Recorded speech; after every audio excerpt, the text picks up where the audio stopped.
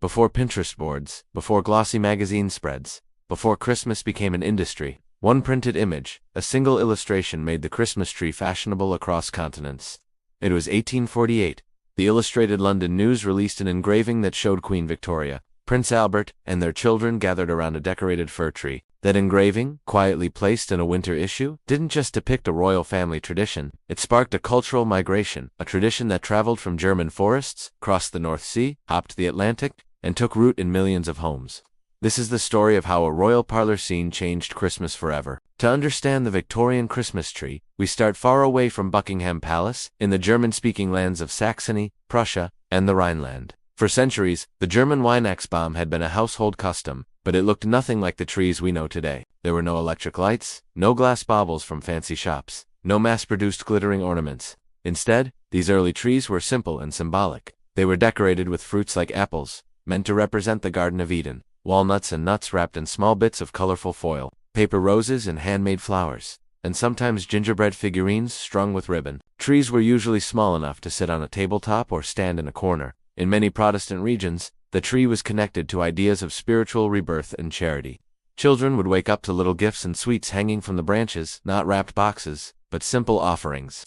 By the early 1800s, German immigrants carried these customs across Europe and America. In cities like Manchester, London, New York, and Philadelphia, people occasionally reported seeing German Christmas trees in immigrant neighborhoods, curious, charming, but not yet mainstream. And then came Albert. Prince Albert grew up with the German tree tradition. For him, the Christmas tree wasn't decoration, it was memory, comfort, and childhood. When he married Queen Victoria, he brought more than political alliances. He brought the tree. Victoria and Albert were deeply family-oriented. Unlike the stiff, formal monarchies of previous eras, they were photographed, painted, and later illustrated, engaging with their children, laughing, playing, decorating. According to Victoria's own journals, the royal couple set up their Christmas tree exactly the way Albert remembered from Germany: lit candles, sugared fruits, biscuits, gilded nuts, small handmade gifts tucked beneath. But the world outside the palace had no idea, not yet.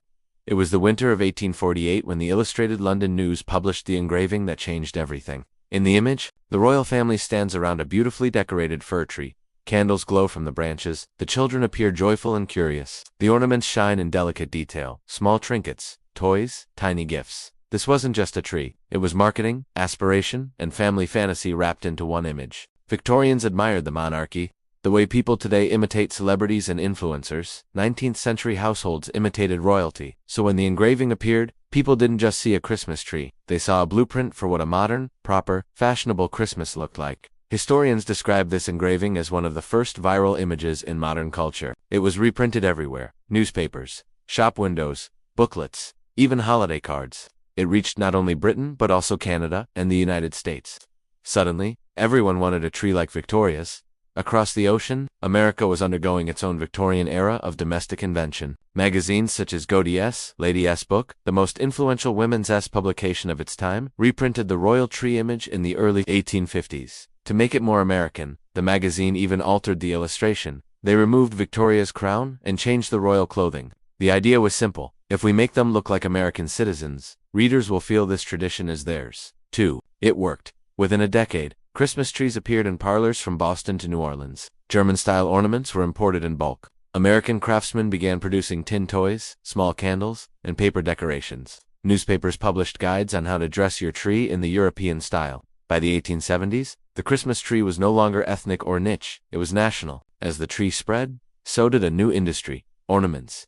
In the German town of Lauscha, artisans had begun blowing delicate glass baubles, first as fruit shapes, then as spheres.